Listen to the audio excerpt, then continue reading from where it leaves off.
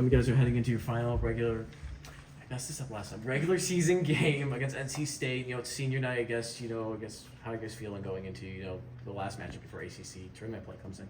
Yeah, obviously we're in a pretty good place from a standing standpoint, from a team standpoint, from how we're playing standpoint, and then obviously it's senior night, and everybody always gets really excited about that night, and it's very special this year. Obviously, very special, celebrating wonderful young women who have been incredibly impactful over the course of a number of years here. So it's a special night for them and their families, and then the younger players. All right, love celebrating their teammates who really have looked after them and led them and taken care of them as they've gotten their kind of careers here kicked off. Personally, for you, as someone who came in at least should be halfway through these senior careers, and obviously COVID's made that a little different, but how appreciative are you of how they've embraced your program and embraced what you've been able to do since you've come in with them together? Yeah, I mean, I've said since kind of day one when they either stayed here or decided to stay here, and then all throughout last fall, showing faith in me and their commitment to me and to the team and then to this program. Forever grateful. I say it all the time. I'm a pretty lucky guy. There's no doubt. And when you go and you play a game, your level of angst is directly tied to the players that are on the field. And so I'm not saying that I don't have angst when we play games, but I sit in my chair as we kick off and I look out there and I think to myself, I'm a pretty lucky guy. So to have, and I said this a year ago, right? When I came in here, I just, they were national champions, they were ACC champions, and I just didn't want to screw it up. And so as they go into their senior night tomorrow night, 1.5 years later, I hope they feel like I haven't screwed it up. Postseason right around the corner. This team's developed into a really good offensive bunch and very good defensive bunch. Do you feel good about where they are going into that part of the season for you? I do. Like we talked about, first 3 ACC games, we gave away, kind of too many goals, and then went on a little bit of a run there where we gave up just 1 goal in 4 games, and we gave up 2 against Pitt last week, but 1 was a penalty and 1 was a long free kick from midfield, and so, but I thought we defended pretty well. We gave away some shots, but not totally, a lot of looks from distance. So I thought we did all right. Sunday was a little fatiguing. We gave away too many good looks against Duke, but I think we're much better and much more confident in our team defending and back half defending than we were, say, 6 weeks ago. And then, we're scoring a lot of goals, and that confidence that I talk about when I sit down and I look out on the field. We know, and we have been down, right? We were down. I think it was for the first time ever against a very good Pitt team last week at halftime, and gave up that goal just before half, right? And that can be an energy lifter for them and an energy killer for us. But then we came out and scored 3 goals in 12 minutes, not the first 12 minutes, but in the middle part of that half. So we've got a pretty electric attack, and we have. The top of this league is very, very good, and against all those teams, we've beaten all of them except for Carolina, but in all of those games, we've scored either 3 or 4 goals, and so I feel like we're attacking at a pretty relentless rate, and our whole collective team defending. It's not just about our back line or our goalkeeper, and there are goals that start from the top. The way we don't press, and then there's a breakdown, and it becomes a domino effect. And the last line or the goalkeeping looks at fault, but it starts up top. So it's our collective defending, and I think that's gotten a lot better. You mentioned things going, really well. Guys, the record, the rankings, because you mentioned, doesn't mean too much. I mean, it's good to have.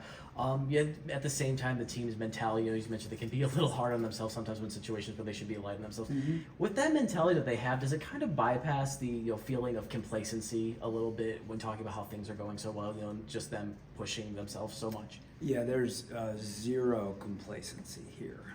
Zero. Complacency would just be, getting through a game and getting a result and whatever. Like I said, they're standards for themselves.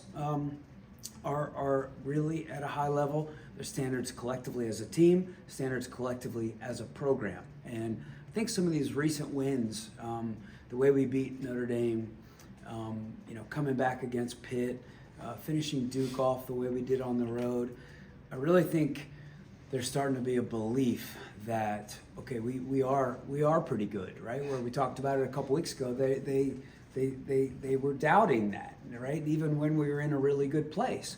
And so now you put these three things together, right? Talent, determination, and belief. You've got a pretty good team, and I think that's what we have right now. Jordynn got banged up against Duke. How is she? Do you expect her to play tomorrow night? Yeah, I don't think we'll play her tomorrow night, but she's in a really good place, and I just don't think there's a need for it, right? So we hope to have her back next week at the ACC tournament.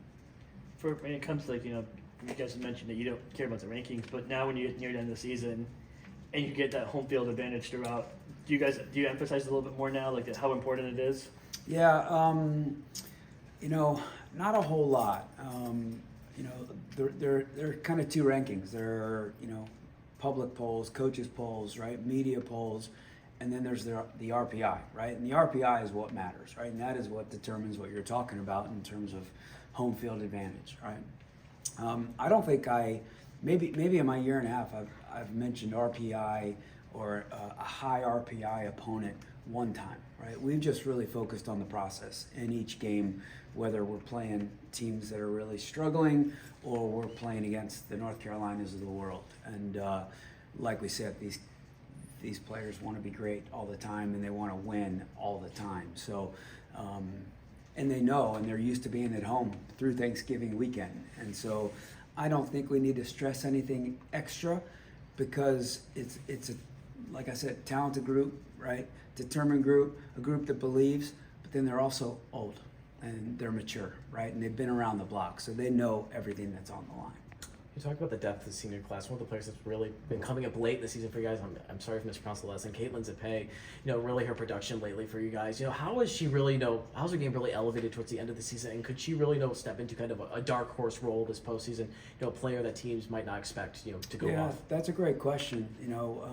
She goes by Zip, right? We call her Zip. And Zip is incredibly skillful, both feet, can score goals, can pass well, can score goals with both feet, can hit a ball with both feet, right? Equally well.